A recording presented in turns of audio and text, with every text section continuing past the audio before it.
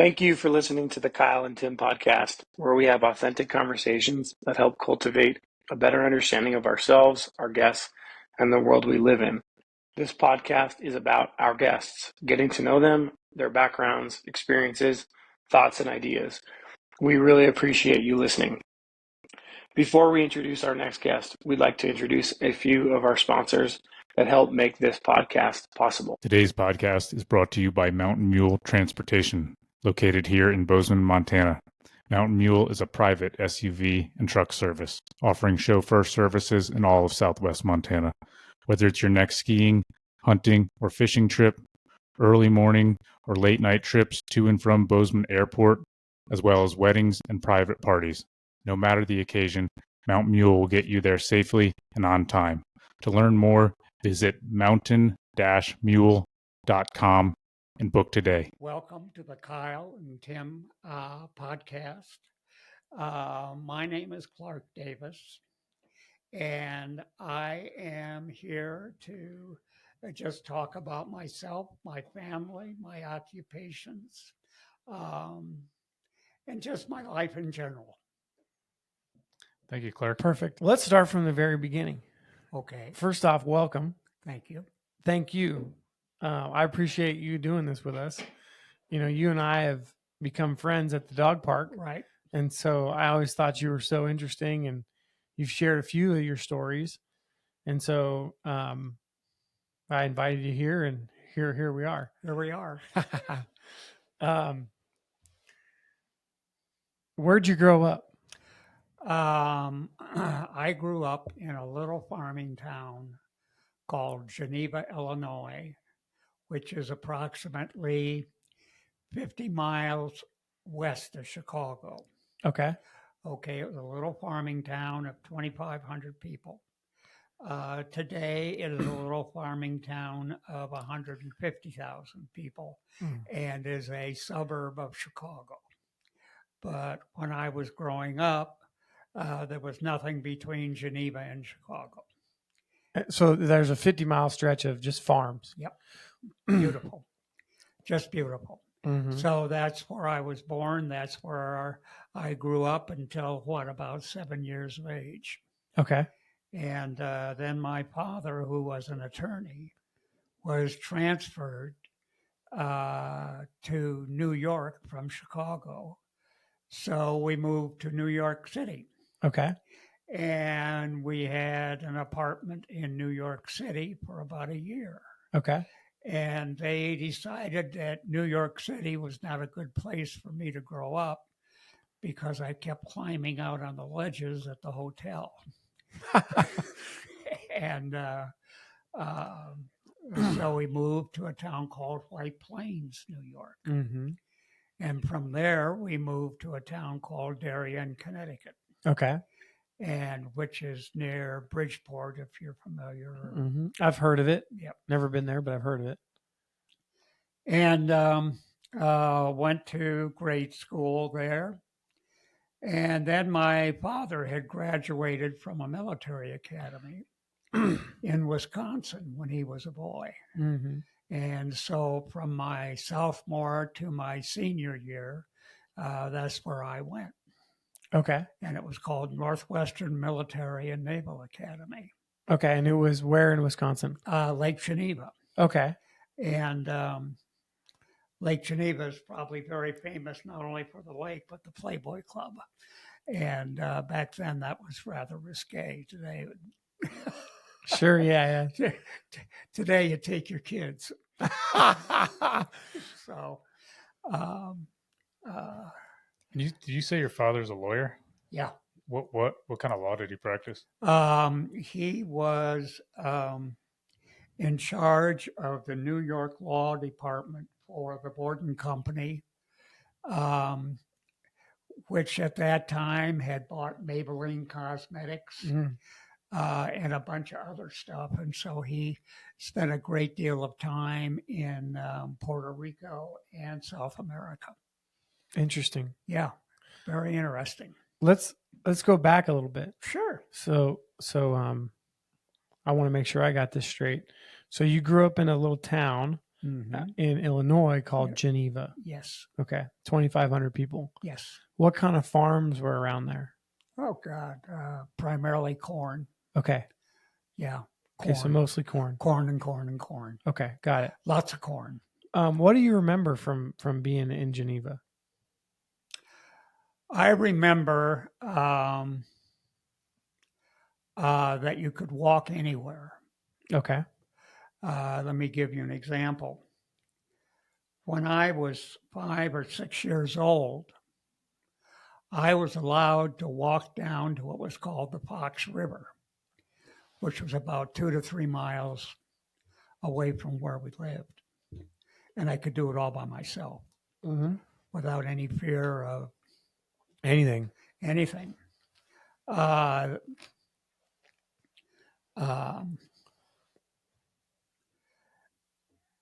There were a lot of African Americans that fished in the Fox River. Okay. And I sat next to a very nice lady Okay. who I informed that I was an orphan Okay. and that I had run away from home. Okay. And she said, "Well, you come, you can come home with us." Okay. Now you were just you were messing around. I just messing around. Okay. Because you were a Okay. little kid, so Yeah. why not? Yeah. You know, how old? I don't, How old do you think you were then? Do you remember? 6 or 7. Okay. You're just playing tricks. Oh, well, yeah. I mean, I wanted all the sympathy I could get. And believe it or not, she took me home with her. Okay. And then I told her I wanted to see my mommy and daddy. Okay. Yeah. And then she knew that I wasn't lost. Yeah. Yeah. And she took me back to, Took you back home. yep. Got it. And my parents weren't particularly Happy. happy. No. Yeah. But I remember that. I remember walking to the movie theater. Mm-hmm. I mean, back then you could get in for 10 cents. Yep. And remember my, I can remember my, as far back as kindergarten, What year were you born? 1941. 41. So I'm 83, Got it. or will be 84 in May. Sure. Brothers and sisters? One sister, How older, younger? much older. My sister was 12 years older than I. Okay. And, oh golly, she died, must have been 10, 15 years ago. Okay. And in fact, my mother, my father, and my sister all died within 6 months. Oh, wow. And that was that. Yeah. Very final. Sure. Okay. So born in 41. What do you know? What year it was? You guys moved to the city when you were climbing out the windows of the hotels. I was 5 or 6, 7, 8. So that would have been like close to like 50. You were in New York City, 1950, Yeah, roughly. 51, 52, Yeah. yeah. And so what was that like for you? You know, you went from being on farms where you can walk anywhere to now you're dropped in New York City. What do you remember like that? I remember that I put my 6 guns on and walked to FAO Schwartz, which was about A department store. yeah. Yeah. And my parents let me walk. I didn't go with anybody. I just wandered around New York by myself. Yeah. That's awesome. That is so cool. Yeah. How old? So if your parents were maybe a little older then, Yes, right? they Because were. so you were, they were maybe in their 40s. They were in their 40s. Okay. Yeah. So, I would imagine that they gave you some more freedom than they maybe gave your sister. Do you think that's fair? I think it was more the sign of the times. And what do you mean by that? Well, you didn't have to worry about being kidnapped. You didn't have to worry about being hurt on the street. Mm-hmm. I mean, I was wandering around New York at 8, 9 o'clock at night. Mm-hmm. It was a very safe time. Mm-hmm. What was your mom doing? Was your mom working, or My was she mom was doing? an English teacher, Okay. and she substitute taught. And my mom and dad met at the University of Michigan. Okay. And he was in law school, and she was finishing up her senior year. Got it. So you had two educated parents. Yes. Yeah. Which was probably a little rare at the times, huh? To have two parents that both. Yeah, probably. Probably normal for you. Yeah, but with her being a substitute teacher, she stayed at home a lot. Yeah. Yeah, I guess then it wasn't even like women weren't working a lot. No. As common, yeah. No. Right. No. What were your parents like? What do you remember about their character, their personality, or anything? Both of them were very intelligent.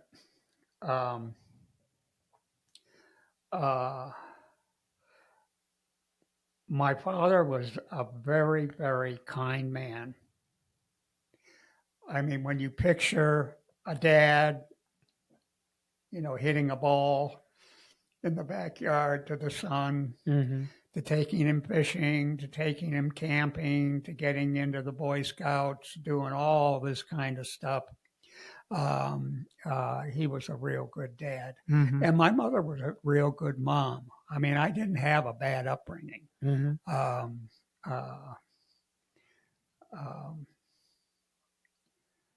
My mother was more expressive. My dad was more analytical. Mm-hmm. He was a lawyer. Yeah. You got that. Yeah. And, but two very kind people. Mm-hmm.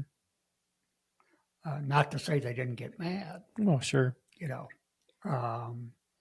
Mother was a good cook, taught me to cook. Okay. To where when I got married, I did primarily all the cooking. Okay. And I didn't mind at all. Sure. You enjoyed it. Yes. Yeah. What was your relationship with with your sister, and what was she like? Wonderful.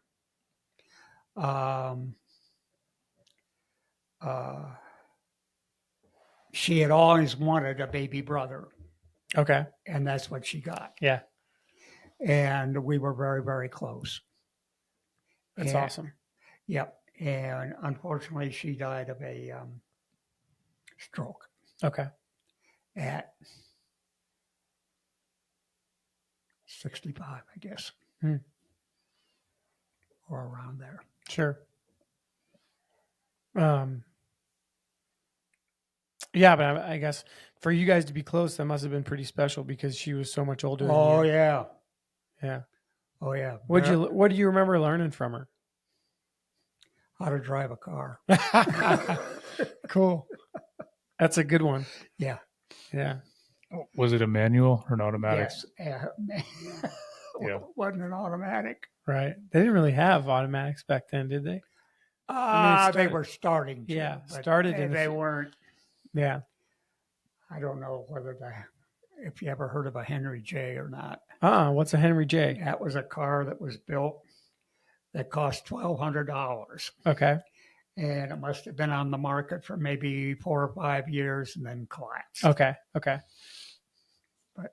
And so you had one of those? No. I don't even know why I brought that up. Oh, that's all right. Was that an automatic or no? No. Okay. Yeah, that's a hell of a lot when you're learning to drive and you're learning a manual. Yeah, so you would have, wow, that's interesting. You would have been driving, in legally driving, I guess, in 1956 or 57. Yeah. Okay, well, this is an important subject. Okay, because I think some of the coolest cars that have ever been made were made in the 50s. I had a Chevrolet, Okay, what'd you have? a coupe. Okay, like a 57 Chevy. Because 50, More like a no, 55 and a no, 57. No, it was more like a 53 because Okay. my mother bought it for me. Okay. Yeah. Yeah, it was used. Yeah. But I mean, some of the like a 55 Chevrolet sedan and a 57 Chevrolet sedan, those still are some of the coolest cars ever made. Well, it was a fun car. Yeah. Cool. Yeah. What do you remember about getting your license? And then kind of that time, where were you? Let's go back to that. Where were you living and what was going on, when you were 15 years old? Yeah, 15, 16, 17. Where were you? Were you playing sports or anything? I played football. I played hockey, tennis.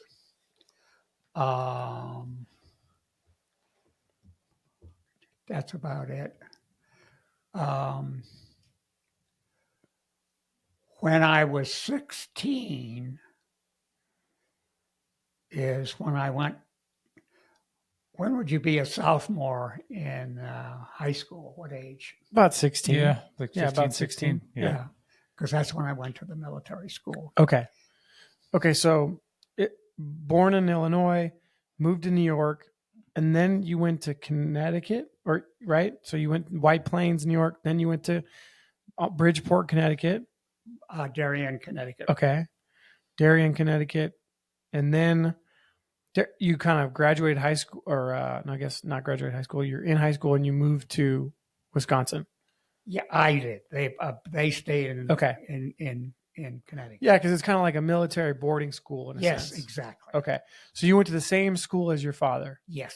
Okay. Okay, interesting. So what branch of the military? Army. Okay.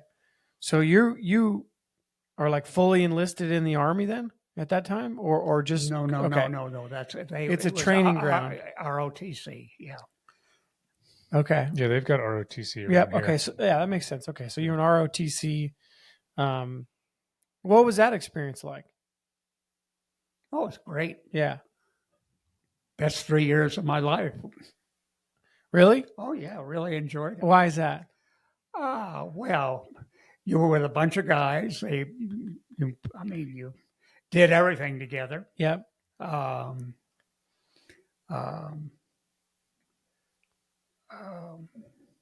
What was it like? Well, it was a military school. There was discipline. Mm-hmm. There was hazing. I mean, at that age, you guys were, even though you were in military school, you guys were probably goofing off quite a bit. Oh yeah, Yeah. yeah. Especially at night. Yeah, I just mean the banter also between, 15, 16, 17, 18-year-olds. There's a lot of banter. Oh yeah. Yeah. Yep. Yeah, that sounds like fun. Just hanging out with a bunch of guys every day. Oh. Over 200. Uh-huh. The kitchen staff were Serbians. Okay. And had come over after the Second World War Mm-hmm. and were waiters and cooks. And I don't know how that happened, but they couldn't speak a bit of English. Okay. But Did you guys give them some shit? oh, sure. All the time. Yeah, I guess that, the war ended, really just like 10 years before that. So was there any sports there? Oh, yeah. Football, tennis, Cool. What was your favorite sport? tennis. Where were you best at tennis? Yep. Okay. Singles, doubles? Singles. Okay. Yeah, that's a sport I wish I would have played. I guess I could play now. Oh, you could play it now. Yeah, I could play now, but I never got into it when I was a kid, but I always thought tennis was such a great sport. Clark, you know anything about pickleball? Yeah, I went to the Ridge.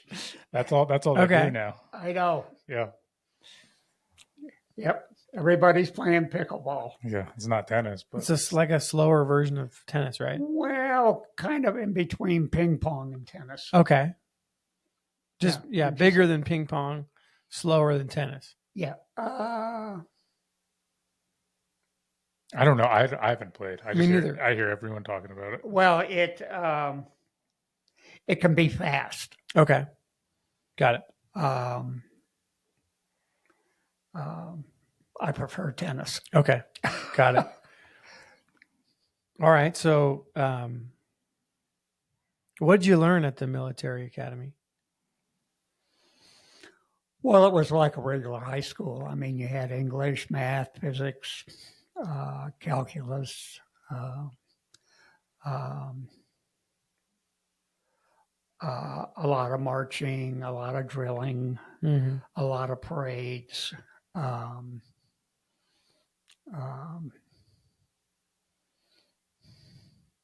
Food was good. Two-door room. There's no women there. No, Right. only for dances. Got it. Do you have any fun at the dances? We all took turns going into the superintendent's office. Okay. All right. Got it. Got it. Enough said. Yep. So your father wanted you to go because he went? Yeah. Uh-huh. Did you have any resistance, or you wanted to go to? Yeah, they were smart. Yeah. Okay. They, yeah, I remember this very well. They were in bed, and they asked me to come into the bedroom, and there was a yearbook on a table, or a little table. Mm-hmm.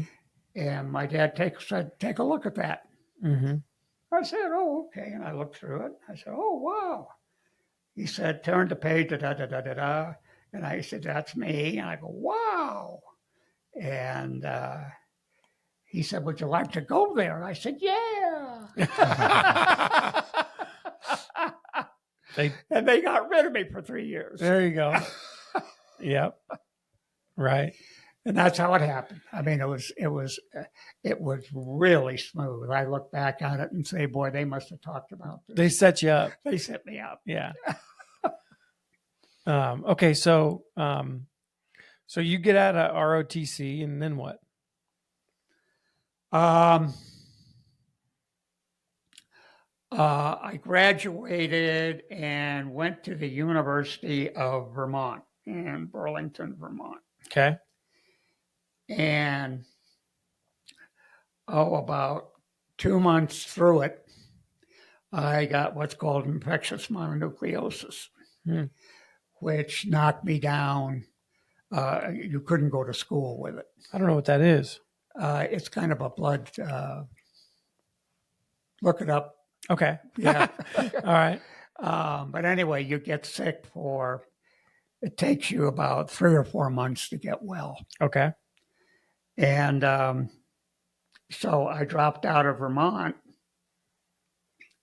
went home to Connecticut, got well, and went to New York University. Okay. And I went to New York University for a couple of years, didn't know what I wanted to do, went into the service. Okay. And went to the Army? Yep. Okay. And I was in for 3 years. That would have been like 1959 or 60? 1961 through 1965. Okay. 3 years. Okay. So what were you doing in the Army? I was with the 101st Airborne Division. And then what? I'm amazed. Okay, so what were you doing in the Airborne Division? You jump out of airplanes. That's what I figured. No, I was a radio teletype CW operator and a weapons specialist. Okay. And then I transferred down to Fort Bragg. Yeah. To the 7th Special Forces Group. And during a night jump, I had a malfunction where my suspension lines, they wrap over the chute and cup it like a bra. And it's called a Mae West because Mae West had big boobs. And got it. And that was clever. Call it that. Yeah. And but you go down rather rapidly. Yeah, you don't have a parachute. Yeah. I mean, it's not a cigar roll, but cupped.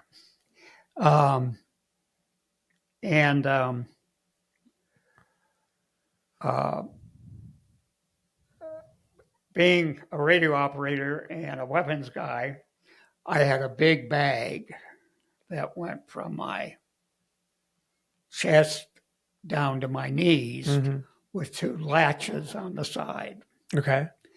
And when you figured maybe you were 100 feet off the ground, you snap the latches and the bag would go down, and it was on a spring rope.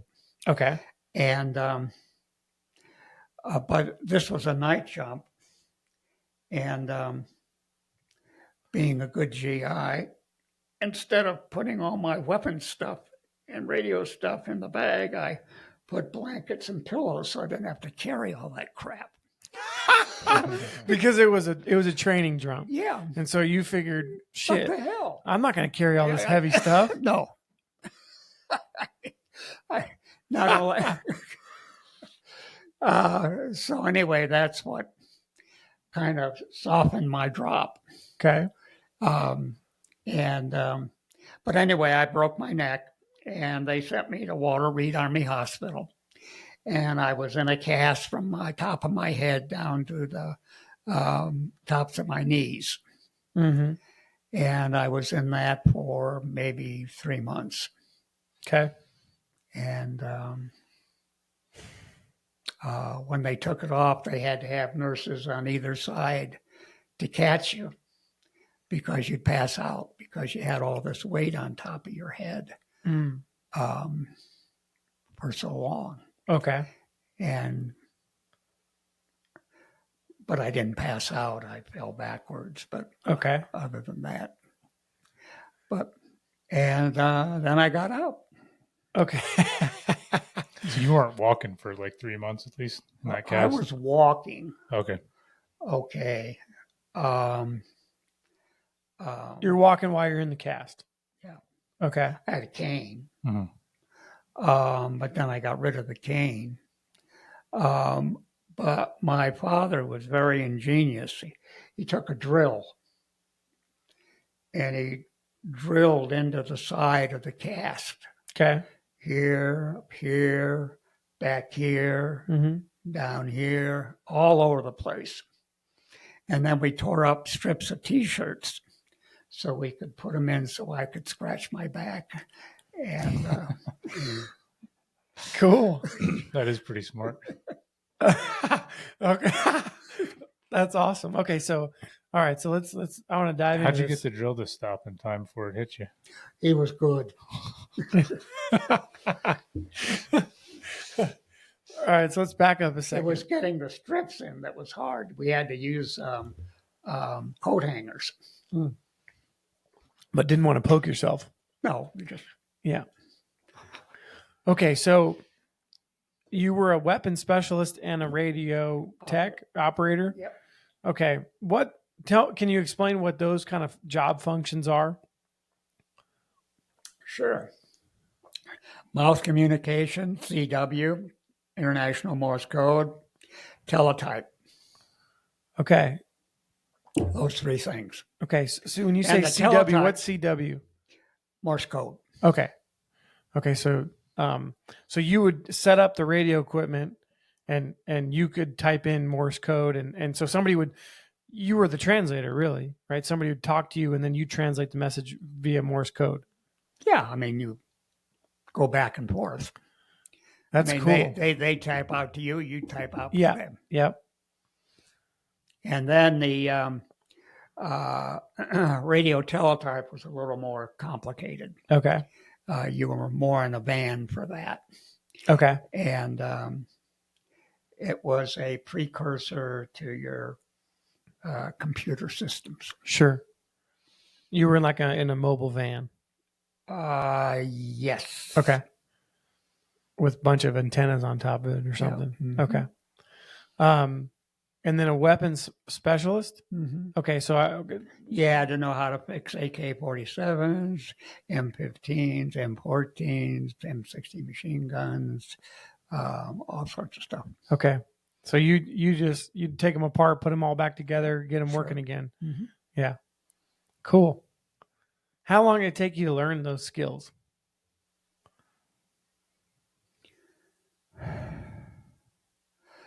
Not too damn long. Yeah, because you're doing it a bunch. Because they don't. It's like you got to learn it now. You got to learn it right now. I mean, you got to do it. Yep. I mean, you don't have a 45-minute break and go back to it. And, Right. not like that. Yeah, day after day after day, you're going to Day learn after it day and after get day better, after get better, day. get better. Yep. Okay, got it. Okay. Now, because you were in the Airborne division, everybody jumps out of planes? Yeah.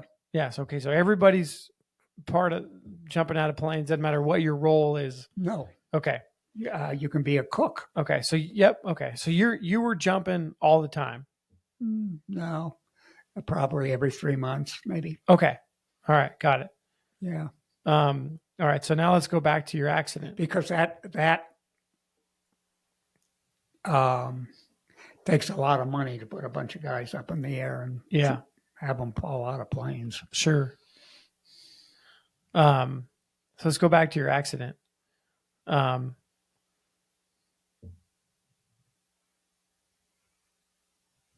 You said that your dad came up with that idea about drilling holes in the cast. Yeah. Mm-hmm. So did you go home for a while? Oh, yeah. Okay. I was in I was in a ward of about 50 people. Okay. And it was kind of interesting because the guys on either side of me really took care of me. There's only one nurse for about 50 people. Mm. And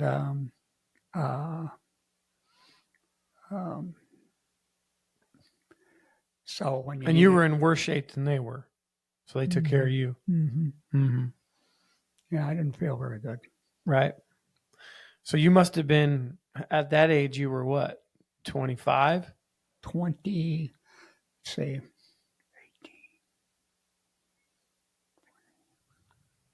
23 maybe. Okay. How long did it take you to recover, and did you make a full recovery? Yep. I say he walked in here pretty well today. Yeah, yeah. Okay, so well, that's something I'm curious about. But I've broken my neck twice, so. Oh, when did you break it? You broke it before that? No, I broke it after that. Okay. Let's just jump into that story. Well, I was taking. Don't break it a third time, okay? No, I was taking a shower. And where we lived at the time in California, there were a lot of ticks. And there was a tick in the bottom of the shower. And I bent over to pick up the tick. And I leaned out of the shower to flick the tick into the toilet. And my foot slipped and my head hit the toilet tank. Okay. Got it. And they took me to the emergency room and they diagnosed me with a bruised shoulder instead of a broken neck. And so I walked around with a broken neck for about 3 days until I went to Scripps Hospital in La Jolla, and that's where they discovered it was broken. Got it. That damn tick, man. So that's how that happened. Okay. Not very exciting, but Got that's it. how that happened. Got it. The other first story is better. If you're going to break your neck, you might as well fall out of an airplane. Yeah. All right. Okay, so you made a full recovery at 23, 24 years old. No, it took a good 7 or 8 years Okay. after that, because when I got out of the service, I transferred to Colorado State in Fort Collins. And why am I telling you that? Did you go back to school? It was something about your recovery, right? Or how long it Oh, took? yeah. Thanks. Colorado was cold. Well, so was Connecticut, but Colorado was cold. And there'd be days that I could hardly move. My neck was so stiff. Mm. And then slowly but surely it seemed to repair itself. Okay. There was no pain. Just took a long time. Yeah. And I have no pain now. Okay. Yeah, it makes sense. If everything's colder, it's going to be tighter. Yep. So did you stay in the Army for a while, or you 3 years. Okay. So when was that 3 years? Like, I guess August 65. But you broke your neck, and then August you stayed in the military for a while. Well, I had not, my term of enlistment had not come up. Got it. And so I had, at the end of the 3 years, I was glad to get out. Okay. Got it. I mean, it wasn't all that pleasant experience. Okay. Got it. All right. So you get out of the military, then what? Then I go to Colorado State. Okay. And you went to school there? Yep. What'd you study there? I studied history and a minor in microbiology. Okay. Interesting. All right. And then after Colorado State? Well, wait, what do you remember from Colorado State? Did you sneak in any offices there too? No. I didn't have to. Had your own place? I could rent a motel. Yeah. There you go.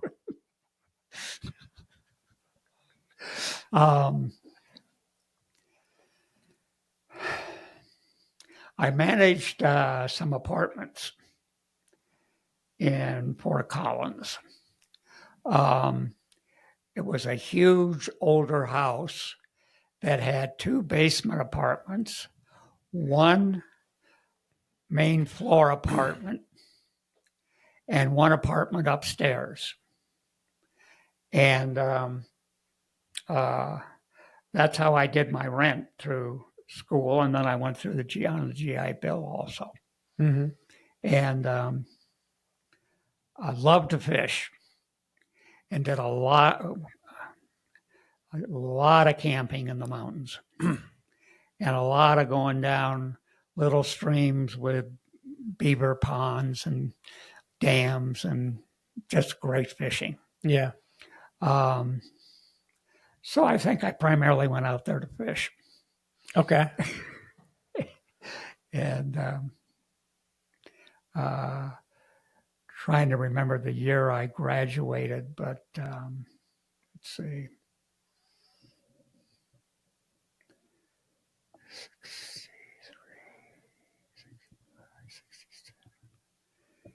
Must have been, I don't know, 70. Okay. 71, somewhere around there. Okay.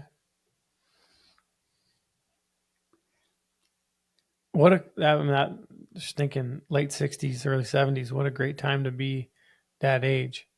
It was all right. Well, I was going back to cars again. Oh, okay, yeah. Muscle cars. That was like Yeah. the era of muscle cars. You got that right. Late 60s, early 70s. Fort Collins was probably a really cool place back then. I mean, it's a cool place now, but I think it was probably cooler then. It was great. Yeah. Yeah, it really was. Yeah. When did you meet your wife? When I had a hernia, Okay. And that's not good timing, man. That's the only reason she went out with me. Okay. How'd you meet her? She was my nurse. For the hernia? Okay. How'd you get a hernia? I have had 4 of them. Okay. Lifting weights. Okay. Yeah, okay. So you were lifting heavy weights. Yep. Were you a pretty big guy then? Or you were trying to be?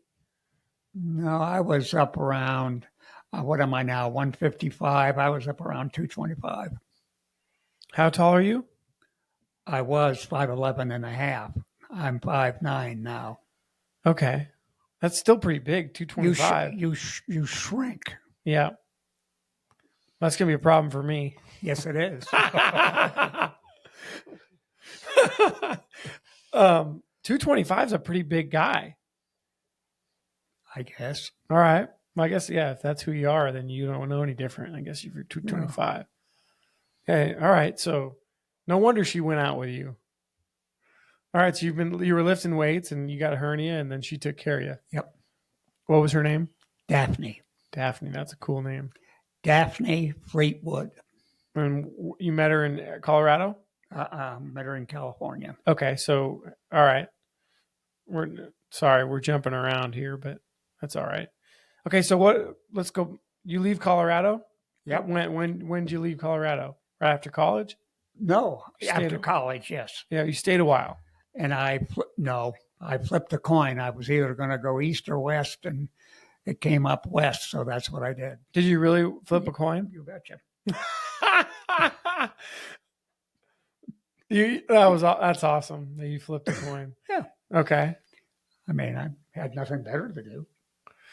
Okay, so you flip a coin and you're like, well, I'm going somewhere western, more western than Colorado. Yep, California. Okay. And drove out to Redondo Beach Mm-hmm.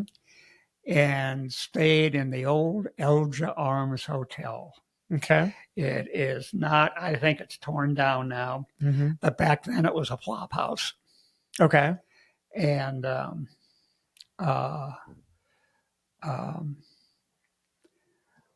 periodically the police would come up looking for somebody. When you say flop house, can you describe what that really means? Yeah, a buck a night. Okay. So anybody and everybody was staying there. Sleeping in the halls. Okay. And you stayed there because that's all you could afford at the time? Yep. Okay. Did you have any idea what you were going to do when you got there or no? No. Awesome. No. How did you feel about it at the time? Were you excited? Yeah. Okay. Yeah, I'd never seen the Pacific Ocean. Mm. That was my primary reason for probably going there. Yeah. Okay. What'd you think when you Or the saw it? girls. I loved it. Yeah. Yeah. I loved it. Yeah. Yeah, I lived in Redondo Beach. I've lived in Dana Point.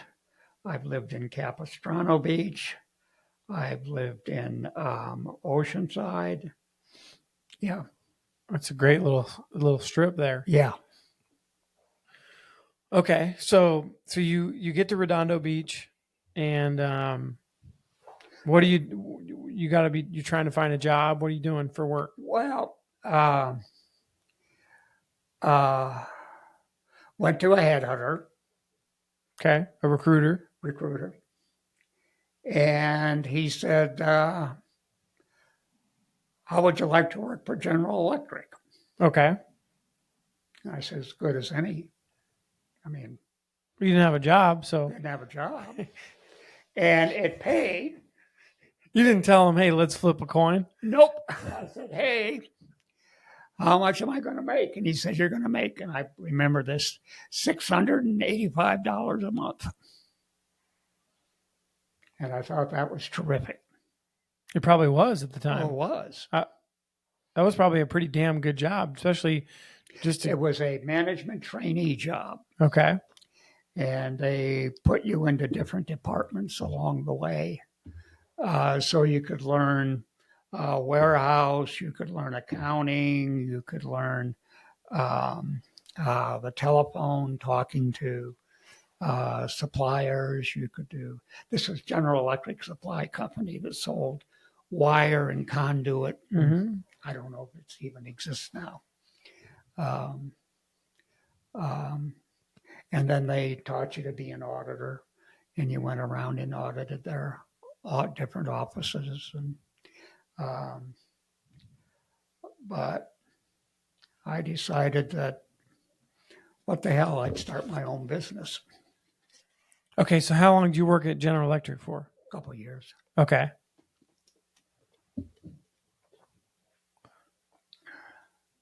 And then you started your own business, and you're still living in Redondo Beach. No, now where am I?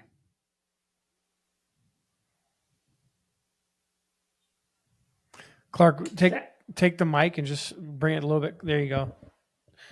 There? Yeah, perfect.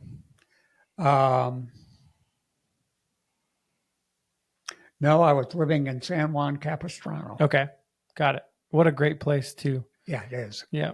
Yep.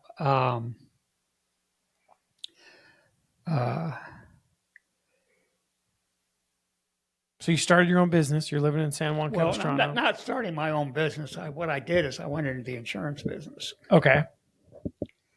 And from there, I was an agent for with Aetna, and then a company called New England Life, and then I became a district manager, Mm-hmm. and then I became a regional vice president. And you're working in an office out in San Juan Capistrano or nearby? The office, my first office was in Anaheim. Okay. The second office was in Dana Point.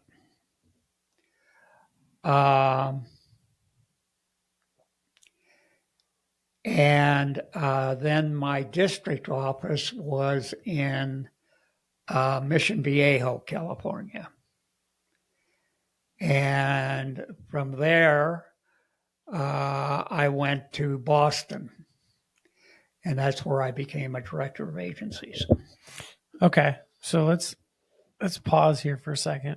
That's a lot in one. You just went through your whole career pretty quickly. No. Oh, I know. I have more to go. Yeah, no. So that's why I want to pause real quick. So you're kind of moving around a lot, which means to tell me that something about your character, and I want you to tell me what it might be. Well, my character, when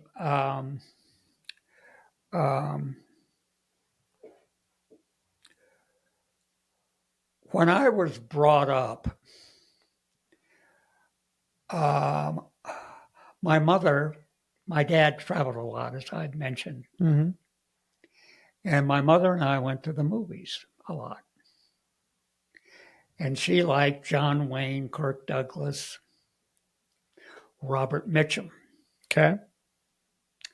So I grew up feeling like I was John Wayne, Robert Mitchum. Okay? That's who you were. That's who I was. Boy, I was something. And then I took a test to show you what kind of social profile you would fall into. Okay. Yep. You took a personality test. Now, John Wayne was a driver. Robert Mitchum was a driver, and so was Kirk Douglas. Okay.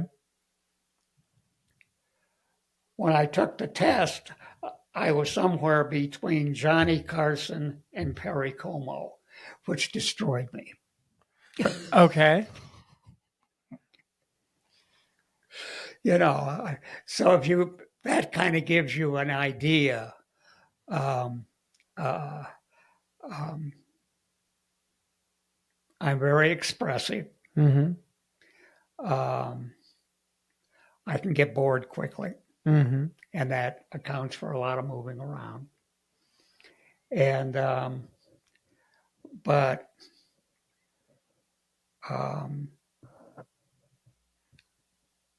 I'll just stop right there because I don't want to.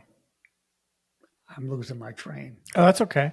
When did you say you met Daphne? That was when you were in California? Yeah. Okay. You were in insurance then when you met her? Yes. Okay.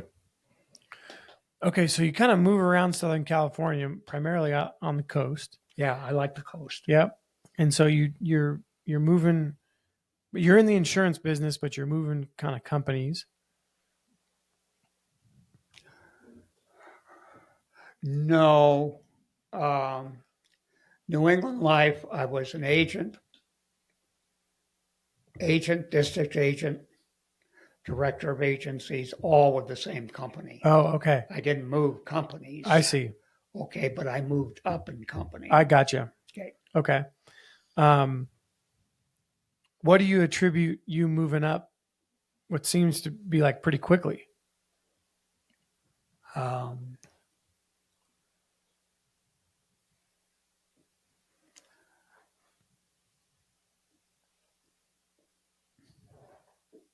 I just took advantage of opportunities. Yeah. Okay.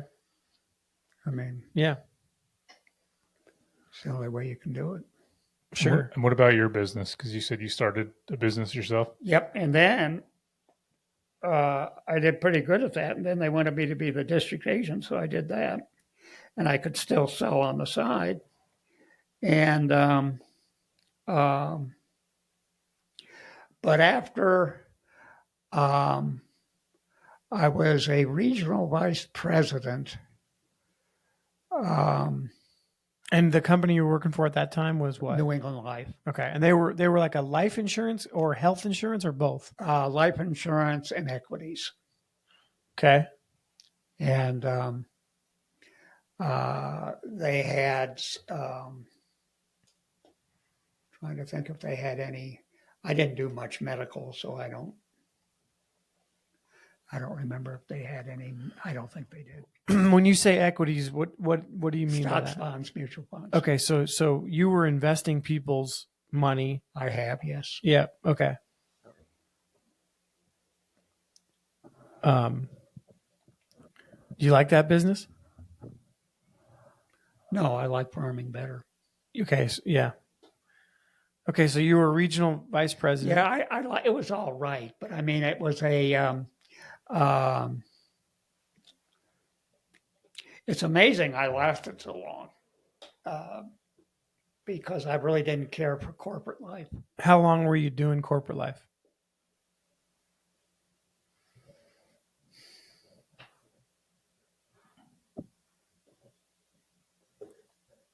Oh, maybe 7, 10 years, Okay. something like that. Okay. You did go to Boston. Yes. So you moved the family to Boston. Yeah, I moved to Boston just by Clarky Poo. Just by yourself? Yeah. And so your wife stayed, you're married at that time, and your wife stayed in California? Yep. Okay. How long were you in Boston for? 1 year, and that's why she didn't go. Okay. Got it. Okay. And then how do you end up coming up with the idea to be a farmer? I didn't. Oh, you didn't? Okay. It happened. All right. Daphne had an aunt.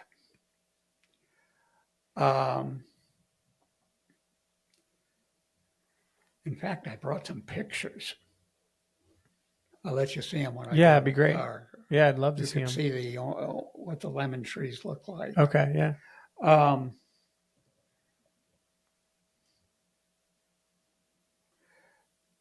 Her aunt died and left her this kind of ranch. We didn't know whether we were going to do it or not because there was a $2 million lawsuit against it. Mm-hmm. A picker had accidentally ladder hit the line and Got it. was electrocuted. Mm-hmm. And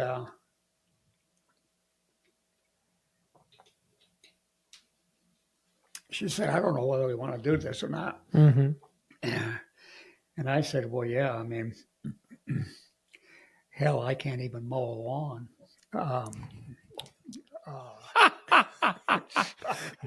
Sorry. And she said, Were you serious about that? Kind of. "Oh yeah." So you weren't like that wasn't your I would- forte. if you asked me to mow your lawn, you'd have to pay me $50,000. That shows you how I enjoy doing yard work. Okay, because you were a corporate guy at that time. Oh yeah, I mean, Yeah. I grew little pansies when I was a kid. Uh-huh. About as far as it went, and so I said, "Okay, let's go down and take a look." And So you drove down to Fallbrook. and I said, "Let's do it." And she said, "Okay." And I said, "I wonder what we do now." And so I looked at it,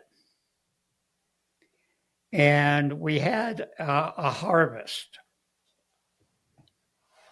And the way you pick lemons is you obviously need a ladder, you need a sack, you need bins, you need clippers and sleeves and gloves. Yeah, because lemon trees are scratchy. That's all the lemon tree scars. Oh, wow. Mm-hmm. Let me see them. Yeah. Yeah, got it. Yep, they're scratchy trees. Well, that's when you're learning. I mean, and so anyway, they must have picked, I don't know, 40,000 pounds of lemons. And we got a check for that from about, I don't know, $6,000. And I said, this is not worth it. Mm-hmm. I mean, something's got to change. And so you quit your corporate job. No, I'm still working. Okay. I'm working my own business again. I'm working the stocks and bonds. And okay. Yep. So you're doing both. I'm doing both. So, I went to all the feed stores in Fallbrook, and I brought all the owners out, and they looked at it, and they told me what I needed, what I didn't need, what I should need. Well, obviously, I mean, it didn't take a mental giant to figure out that number one, you cut out all the middlemen. Mm-hmm. Mm-hmm. I mean, they took all your money. They take all your money. Because what you have to do is you have to pay the pickers, and then you gotta transport it to the packing houses, and the packing houses gotta ship it to wherever they ship it to. And I knew right then and there had to be some drastic changes. Mm-hmm. So I knew, number one, that I needed a tractor. Number two, I needed a mower, and a good one. Mm-hmm. Number three, I needed, really good sacks and ladders. Mm-hmm. And I needed a truck. Mm-hmm. Because before you were like subcontracting all that stuff out. All that was sub. And I knew that I had to do the majority of it by myself. Mm-hmm. Important question is, what kind of truck did you get? I think it was a Ford flatbed, maybe 16-foot bed. Okay. Like a flatbed with a stake bed on it? Yeah. Yeah. But I didn't have the stakes Okay. on the side. You put the bins in with the forklift. Yeah. Okay. and stack them. Mm-hmm. And then you have Straps. Yeah. that come over. Uh, and then I knew. I mean, it only took one check. And then I knew that I had to go organic because commercial lemons, you got paid squat. Yeah. So the price difference. Yeah. So for the same 40,000 pounds, 2 years later, that I got 6,000 for, Mm-hmm. I got 50,000. Holy shit. And that shows you the difference between commercial Mm-hmm. and organic. Well, that and you're doing the work mostly yourself. I'm doing the work all myself. Yeah. Now, the ranch had a guest house. So I had to figure out a way to get help at the minimal cost. Mm-hmm. So I got 3 Guatemalans, Mm-hmm. and they lived in the guest house for free. Mm-hmm. And they helped me with the management of the groves, the picking. Mm-hmm. So when I had a full force picking, I had 1, 2, 3, sometimes 4 Guatemalans, myself, Daphne, and Sierra. Okay. And oh God, it was great. We'd get up at 4:30 in the morning and work until 7 o'clock at night, Mm-hmm. and it didn't even hurt. Yeah. Didn't even hurt.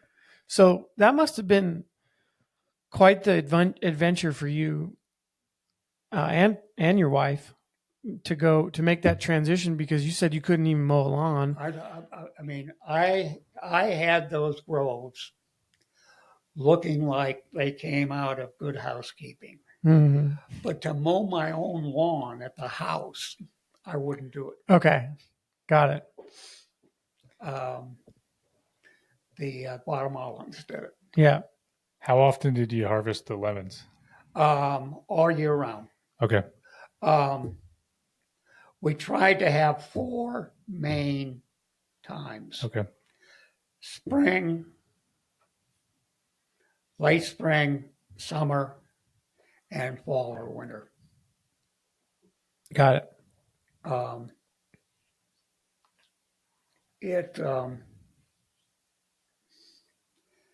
And then we'd pick in between just to make grocery money. Uh-huh. How long, when you pick them, how long does it take till there's new? Say that again. When you harvest the lemon, how long till there's lemons there again to harvest? You're picking and there are lemons on the trees. But I mean, how long will they grow back? Like, how Is long it 3 months?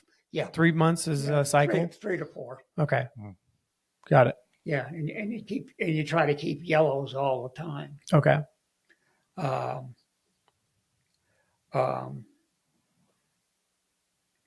You carry the bag. You can load the bag with 50 pounds of lemons, 50 to 60, up and down ladders, Mm-hmm. and it was great. I mean, And how long do you do that for? Daphne did it. 10 years, Okay. 10, 12, I don't. Yeah. And Sierra's your daughter? Yep. Okay. And I could pick 2,000 pounds a day, Daphne 1,000, and Sierra 500. And Sierra will never pick another lemon. Got it. Got it. She, I don't think she even buys lemons. She doesn't want to see one again. No. Got it. But we did all our own fertilizing. Mm-hmm. We did. I got to go to little boy's room. All right. Yeah, go. Take your time. Is this all right? Yeah, This is great. This is awesome. This is great. Yeah. No, quite what to expect. Where's that? So Straight- left, just yeah, past that just fire left. extinguisher. Just past the fire extinguisher. Oh, yeah, right in here. The lights was on your left.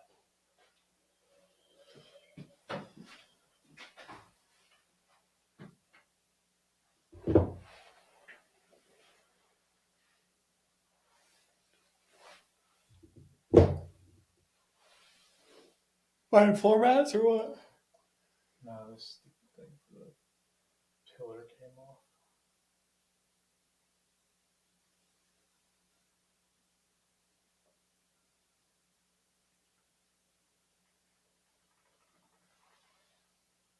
What's that noise? There's a leather in my boot.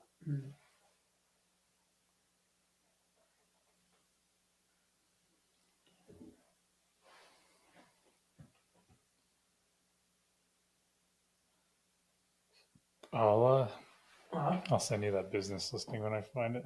Okay.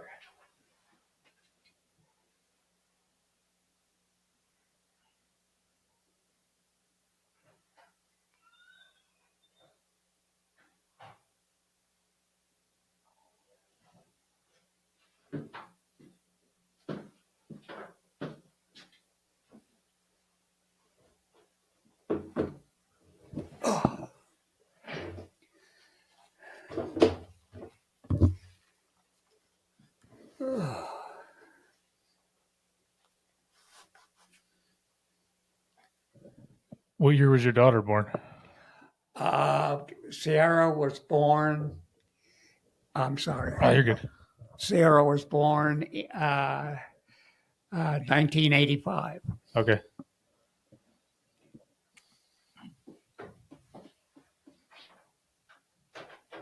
Kyle, what'd you get? Lemon seltzers? I did. I'll take one. Call one? Yeah. I'm good. You just had just one daughter? Yeah. Yes.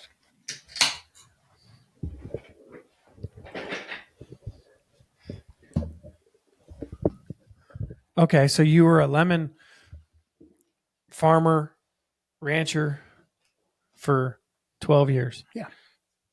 And you loved it. Oh, yeah. Way better than corporate America.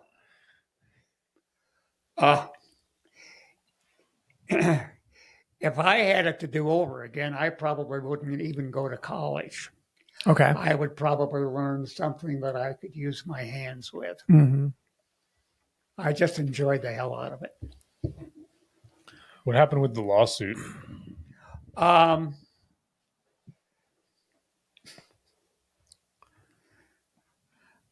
do not see how utility companies can survive in California.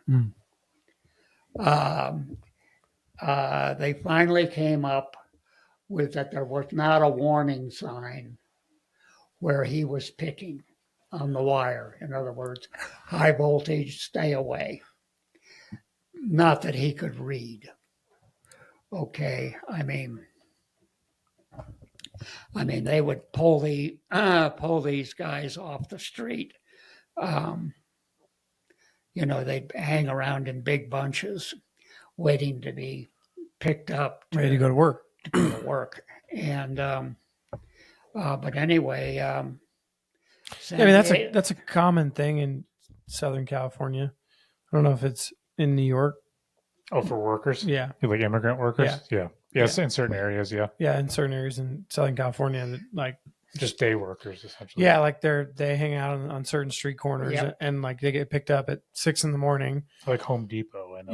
Yeah, or the Catholic Church, or and you know that like if you need 3 workers that day, you go down to the street corner, you pick them up at 6 a.m. because by 8 o'clock they're not going to be there. Nope, they won't even be there by 7:15. Nope. Yeah, they're either going to be gone because somebody picked them up, or they know, or or they know that they can't stay there long because cops will come. Um, they were pretty lenient in Fallbrook. Mm-hmm. Well, because the whole area is agriculture. Yeah, and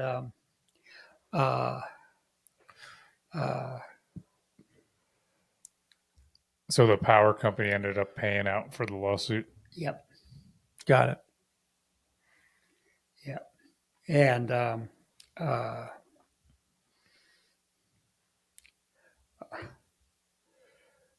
boy, they had attorneys just swarming all over the place. Yeah, I bet. Yeah, and but anyway, that's how it happened, and that was a big relief. Sure.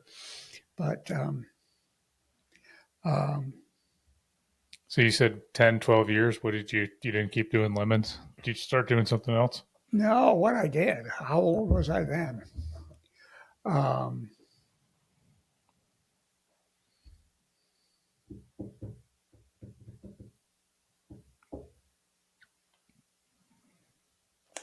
I think I quit when I was 71 or 72. Oh, I wanted to ask you too. You said you fertilized. You were organic. What kind of fertilizer did you use? Well, we used a lot of citrus oil. We used liquid organic fertilizer. We had tanks that we pour it into and mix it. But it was all liquid. I don't remember the name of it though.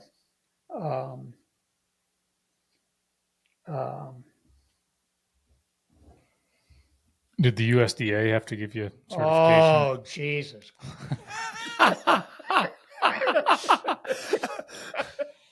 What do you think about the USDA?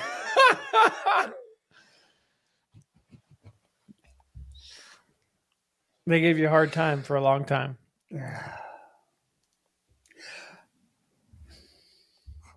Well, it's probably an important topic because 99% of the population doesn't understand what farmers and ranchers have to go through. Well, we had to be certified every year. Mm-hmm. And I had to hire an entomologist that would come in and look for bugs. Mm-hmm. California. They made too many rules. Had a lot of regulations. Yeah, made too many rules. But I had the guy come in not because the state required it, but because I wanted to know. And because when the state comes in, what they did is they found one fruit fly, one little teeny fly, and they shut me down. And they shut me down for an entire year. You couldn't sell any more crops for a year. So then, in order to prevent that in the future, you brought in your own. What'd you call him? Etymologist. And they checked for bugs. Okay.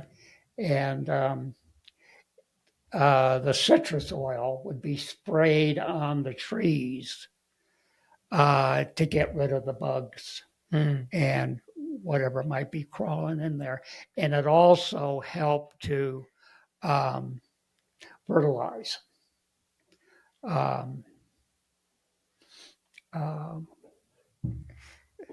It's a lot easier to go in through the leaves than it is through the roots. Sure. When the state shut you down, did they catch that fly or something? Like they knew, like, or they just saw one? They have people going through all the groves. Yeah, but I'm saying did they actually catch the fly itself? They said they did. Okay, so that's a kind of a hearsay thing. Yeah. Yeah, that's kind of some bullshit. No, they did. Okay. Because You saw it too? I found a couple more. Okay. Okay. All right. Well, then you just, yeah. Okay. Got it. And what do you, Well, at least you're honest. what are you supposed to do to keep the fruit flies away? Citrus oil. If you're organic, citrus oil. If you're not, you're using something else, Pesticide. whatever the hell you want. Mm-hmm. Got it. Yeah. You said that you transitioned to sell your lemons to Japan. Can you talk a little bit about that? Yeah, it was kind of interesting. The packing houses, you see, what I would do is, pick the lemons, put them on the truck them down to the packing house. Where were those? Escondido. Okay. Escondido. They had one in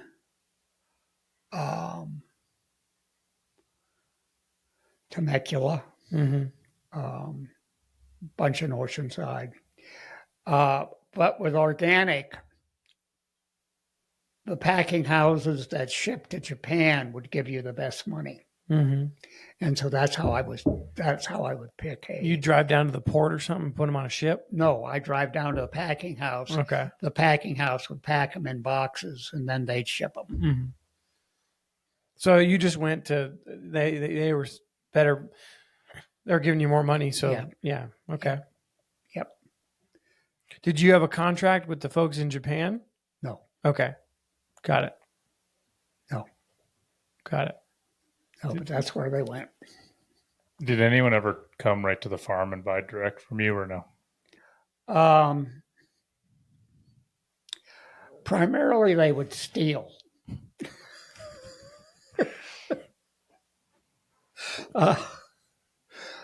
Did you tell them you're a weapons specialist? Trespassers will be shot on sight. Yeah. But, they... Yeah. And we had 100 avocado trees. Oh, wow. Oh, okay. So you had a lot of avocados too. Yeah. And... that's what Fallbrook's really known for, isn't it? Yeah. Avocados. Yeah, avocado capital of the world. Yeah. And we had 100 avocado trees. And blood oranges, regular oranges, grapefruit.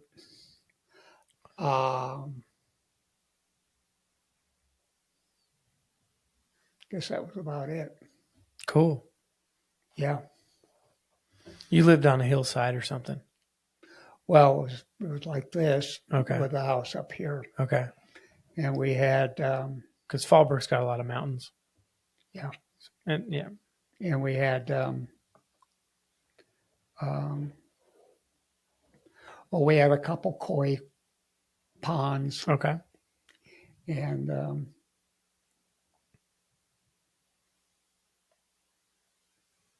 How long does it take for a lemon tree till it's producing lemons? well, it can be a bush. Okay. A lemon. It's not a lemon tree; it's a lemon bush. Okay. We shape them into trees. But if you bought a bush this size, they would be producing lemons within 6 months. Why do you Not shape them very into many. trees? What's the point of shaping them into a tree? Easier to pick. Okay. Ever try to? Yeah, that makes sense. Yeah. Because the bush, you can't really, Oh, you can't get in there really. no, you cannot. Right. And So when you I wanna- show you yeah. this picture, they're beautifully shaped like Mhm. that. And, So you can move the ladder around them and pick them. Yep, Yeah. exactly. Yeah. Uh, It's funny.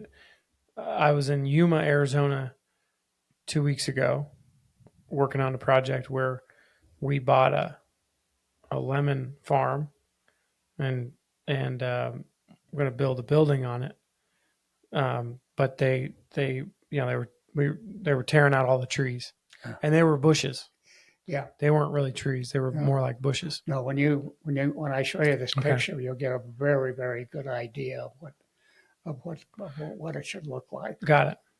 Um, um, to get a good producing tree, probably 6 or 7 years. Till it's properly shaped. Yeah, Okay. yeah. I mean, you start shaping it early. Mm-hmm. But ours were mainly mature trees, 15, 20 years old. Got it. Do they ever stop producing? Not while we were there. Got it. If you don't water, Yeah, sure. if you don't fertilize, You had a well. I use city water. That's another reason Okay, you didn't have a well. the water was too salty. Okay. So we use city water, and that can get expensive. Yep. 8 to 10,000 a month. That's a lot of water. You bet it is. But lemons are hungry. Yeah, thirsty. Yeah. Yeah. You were smiling a second ago thinking about after you mentioned koi ponds. Oh yeah. Because he said he likes fishing. Not koi. These koi. I had a guy come in and offer me $1,000 for a koi. Mm-hmm. And when we were living in Belgrade, there was a lake. Oh God, it's by that gym. Oh, I know it. Yeah, what the hell's the name of it? Yeah, and they had koi in there Uh-huh. years ago, and they killed them all off Mm-hmm. because I don't know why, Mm-hmm. but they could have scooped them up and sold them. Mm. And that's why I was smiling. I was Okay. thinking of the koi and Got it. how I could have made an extra $100,000 if I had a net and a truck and whatever.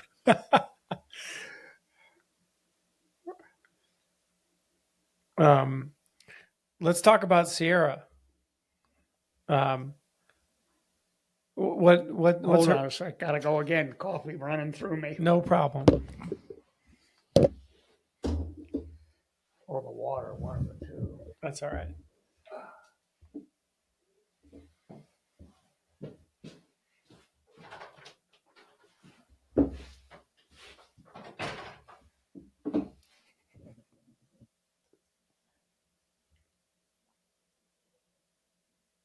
This is good. That's his daughter. Sierra? Yeah. Yeah. Does she live around here or no? Yeah.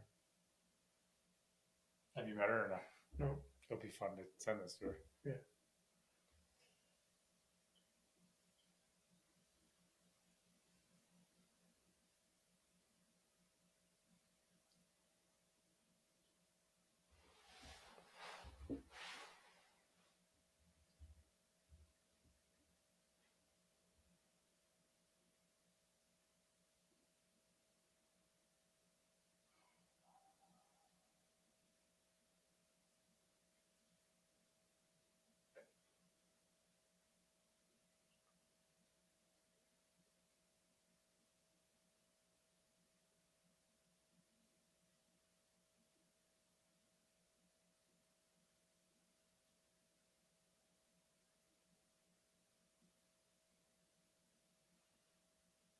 What do you think? You're joking, right? No, and there's like a set of regular tires for it too. See? Oh, you're serious about buying that thing? Yeah. See, it's got like I just don't know how it'll go with What does those. it cost? 55. It's like 7,000 miles on. 7? I should totally buy that thing. How many people can put in that thing? How many people can you put in that? 15? 14.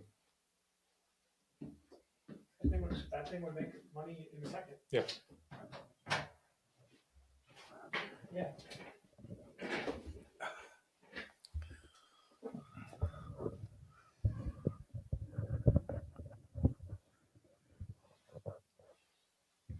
Okay. Okay. You want headphones or no? Yep. Okay. So I was gonna, I was asking you about Sierra. Mm-hmm. You have any interesting, fun memories of when she was a little girl? Oh yeah, we went. When did it start? It started when she was about 3 or 4. No, she was 5. I got her first computer, Okay. and um, I can remember us, playing games on it and stuff, but primarily doing schoolwork on it when she got into first, second, and third grade. When we moved down to Fallbrook,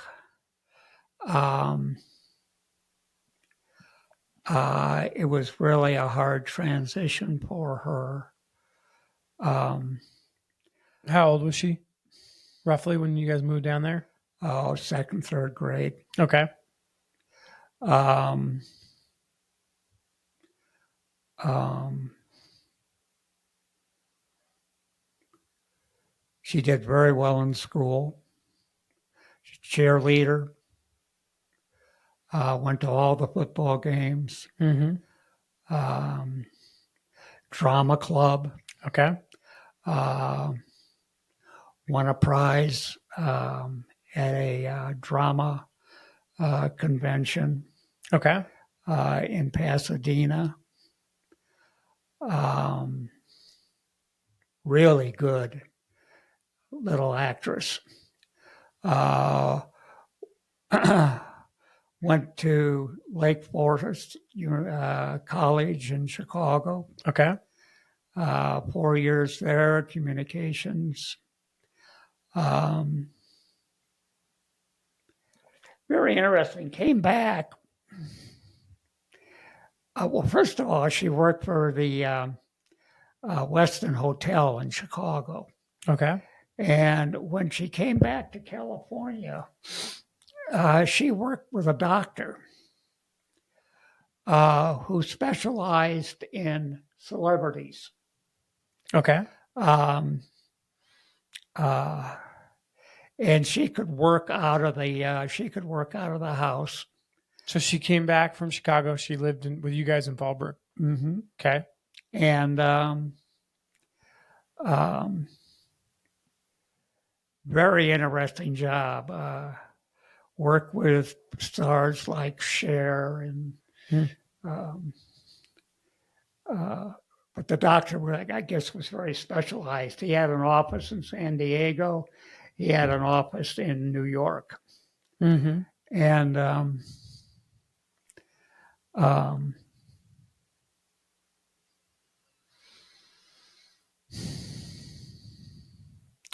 she did that for 2 or 3 years. And then she met a boy and came to Montana. Okay. And then she lost the boy and came back to California. Okay. And then she lost the boy and moved back to Montana. Okay. And that's where she met her husband. All right. And now you're in Montana. Huh? And now you're in Montana. Now I'm in Montana, yeah. Yeah. Never follow your kids.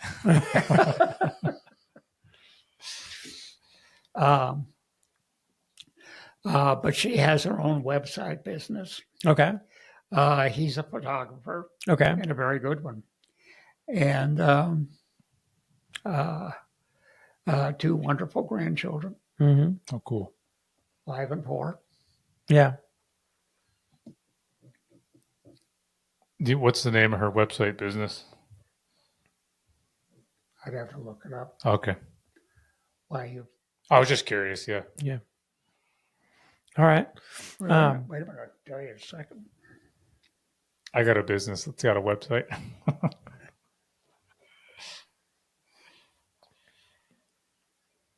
Oh, you got one of those fancy phones. I've never seen that before. Yeah. What kind of phone is that? It's like I think it's like a Google Galaxy. Galaxy. Yeah. Okay. Yeah.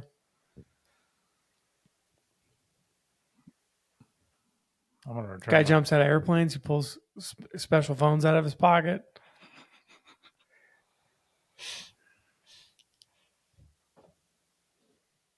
What? Well, I'll let you do that.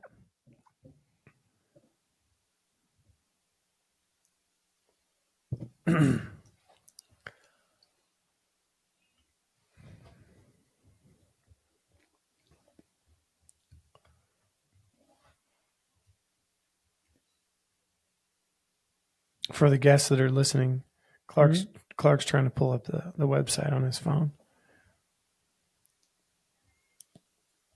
I'm trying to figure out how many lemons it took to make this. 0, probably. Just kidding. Damn it. That's all right. Yeah, don't worry about it. It's all right, not a Clark. big deal. What's Sierra's personality like? Whose? Sierra's.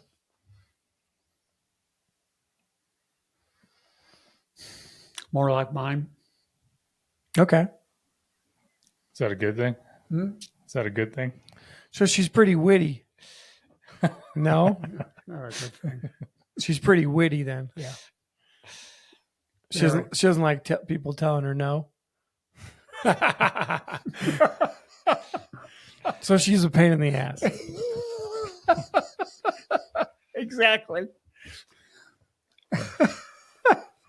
Well, at least you know where she got it. Huh? At least you know where she got it. Yeah. What was Daphne like? Or what is Daphne like? Oh, boy. Daphne is one of the kindest people you're ever going to run into. She and I did everything together. Mm-hmm. Hiking, camping, fishing.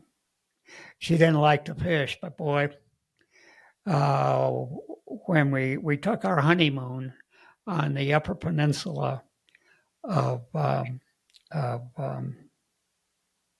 Seattle, what's that called? Okay, yeah. Olympic Peninsula. Mm-hmm. And she never fished before. Okay. And so we rented a skipper and a boat Mm-hmm.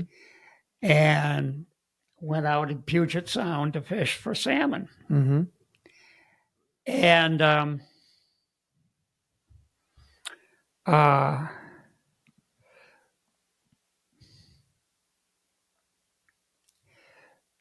the captain of the boat came down to me and he said, that hit the son of a bitch. And he said, your wife is having a hard time casting. Okay. So why don't you drive the boat and I'll go down and show her how to cast? Okay. Well, Daphne was good looking. And she was wearing short shorts. Uh-huh. And so I drove the boat for 3 hours while he taught her how to cast. Uh-huh. Got it. How about your guys' wedding? Do you remember much about that? Oh, I sure do. What kind of wedding was it? Church. And it was great. My mom and dad were alive. Her mom and dad had died. So it was my mom and dad. And we asked a number of people, and they came, and it was in the Episcopal Church in Laguna Beach. Cool. And my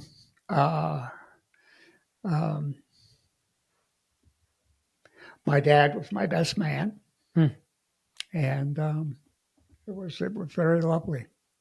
It sounds great. Yeah, that's cool. Yeah. And it was a wonderful relationship. And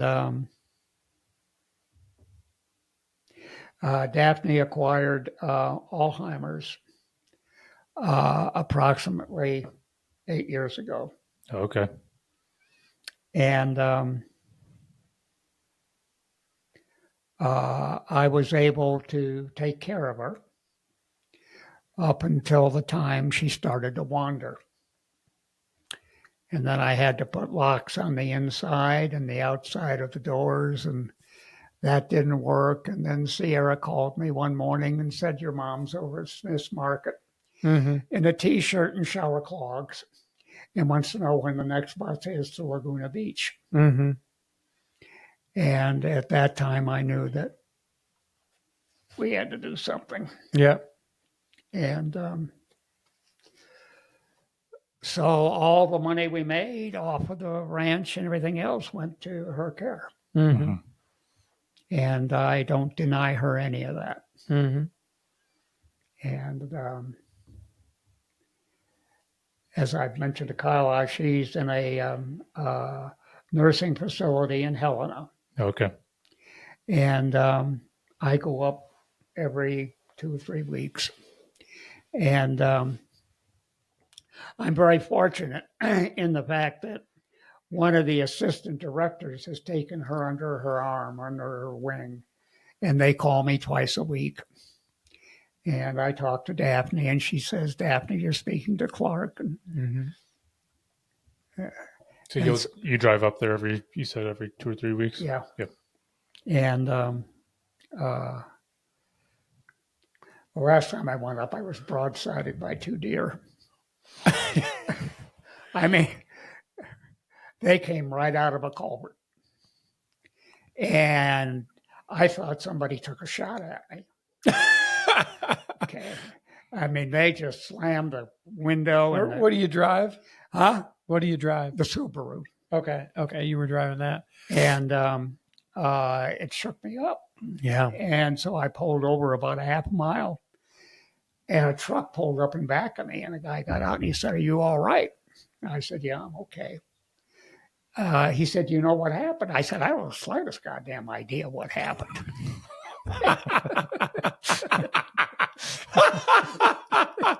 And he said, 2 deer jumped out and one hit the front of the passenger door and the rear door.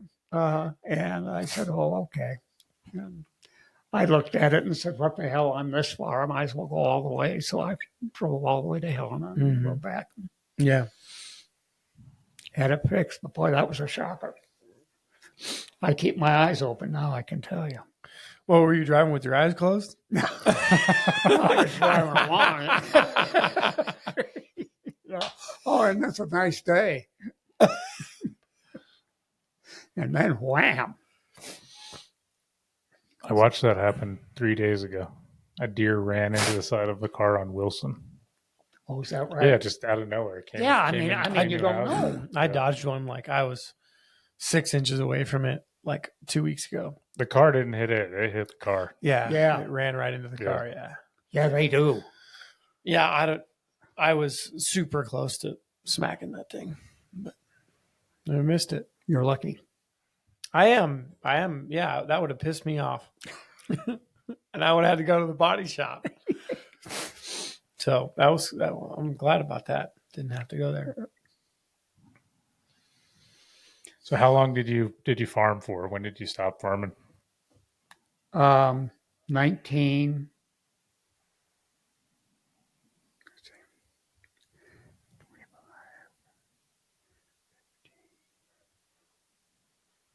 12 years ago. Wait a minute. Yeah, 72. 72 or 73. Whatever year that would be. I'm 83. 10 years ago. 12 years ago. You stopped farming 12 years ago. Mm-hmm. Yeah, you can do that your whole life. Lemon farming? Or just Any farm. Any farming. I mean, you don't have to quit. Yeah, you just keep going. Yes. You just keep doing it. It's probably good for you in a sense. Yeah. To keep going. Yes. Yeah. Do it all over again. Mm-hmm. Daphne liked it too. Mm-hmm. What did you like to do, and what did Daphne like to do in your free time? Not that you probably didn't have very much. Oh, we would spend a lot of time at the beach. Mm-hmm. She was a surfer girl. Okay. Um, uh, we drove all over Southern California, up in the mountains, Big Bear. We lived, as I may have told you, up in Idlewild. Um, um,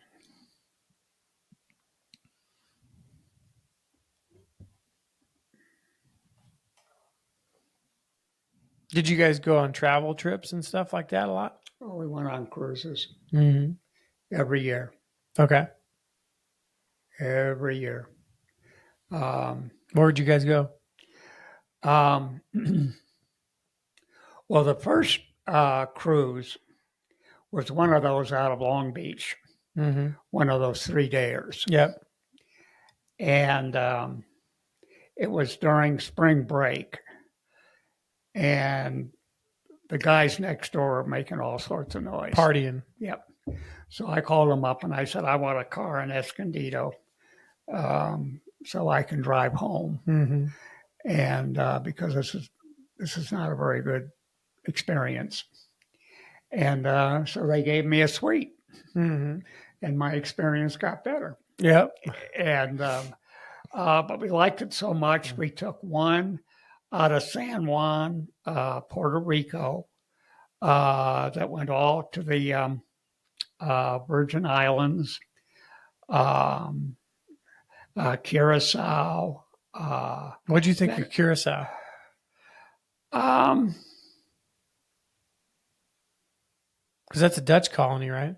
yeah, it was fine. All right. I mean, the houses were all different colors. Yep. Neat looking. Yeah. Yeah, pretty. Yeah. I went through the Panama Canal, went up through Costa Rica.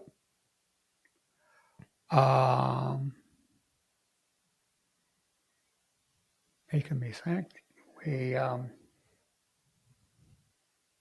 We did the Eastern Caribbean, the Western Caribbean, and then we took a 14-day cruise from Fort Lauderdale to San Diego. Okay. And but then we went to Costa Rica a lot. Okay. The southern part and the northern part. Yeah, you traveled a lot back and forth to Costa Rica a lot. Yeah, like that. Mm-hmm. I don't know how it is now. This was 20 years ago. So. Yeah, I mean, I was there in January. It was great. Oh, you were? Mm-hmm. Where'd you go? Nosara. Nosara? Uh-uh. It's a little bit south of Tamarindo. Okay. Yeah. Right there on the Nicoya Peninsula. Yep. It was great. Yeah, we were down in Drake's Bay. Okay. And we were up in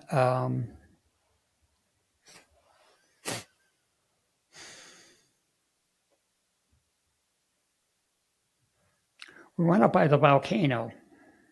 Mm-hmm. Yeah. On the southern end. No? Was it? I don't know. Maybe I'm wrong. I don't know. Okay. But you liked Costa Rica. Yeah. Yeah. Yeah, I loved it. We listened to the howler monkeys. Yeah. Mm-hmm. They got a really deep bark. Oh boy. They'll get your attention. Yeah. Yeah. And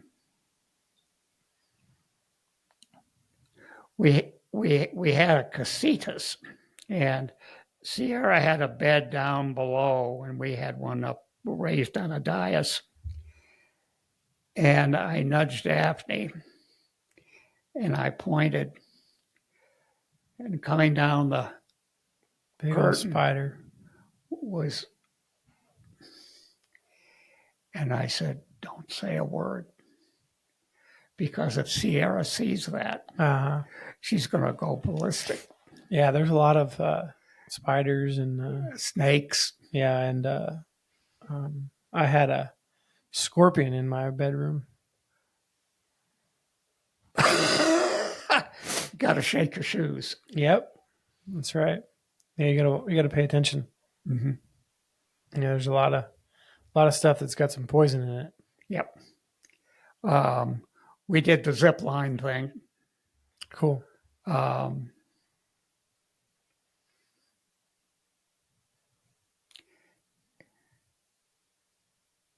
We stayed at a place called La Paloma. I've heard of this. And look it up, La Paloma in Drake's Bay.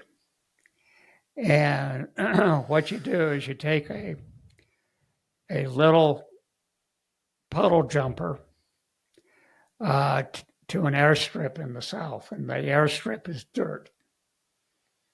And the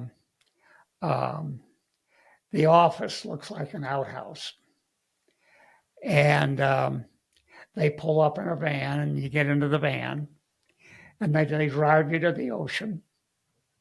And you take a boat, and they go down into a little inlet, and there's La Paloma with all these casitas. Mm-hmm. And that's where I learned to scuba dive. Okay. I'm going to have to check this out. Yeah, La Paloma. La Paloma. Oh, boy. In Drake's Bay. Yeah. Okay. Yeah. Cool. Yeah. And just a wonderful experience. Good. Well, thinking we wrap this up? Yeah. Wrap up. Yeah. Thank you so much. I appreciate it. Yeah, Clark. This is really, really great. Yeah, it was fun to hear your story. Thanks for good to know you. Yeah, thanks for spending some time with us. I'd love to see the pictures. Okay, We'll get them out of the car.